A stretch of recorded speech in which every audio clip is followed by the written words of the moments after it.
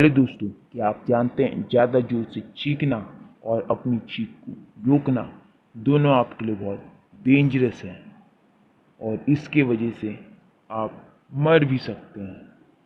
So be careful. क्या आप जानते हैं अगर आप जोर से चीखते हैं तो आपकी रिब केज जो है वो डैमेज हो सकती है और उसमें फ्रैक्चर हो सकता है, और अगर आप अपनी चीख रोक देते हैं तो इसके वजह से आपकी ब्लड वेसल्स जो कि नेक और हेड में है वो डैमेज हो जाती है और आप मर सकते हैं।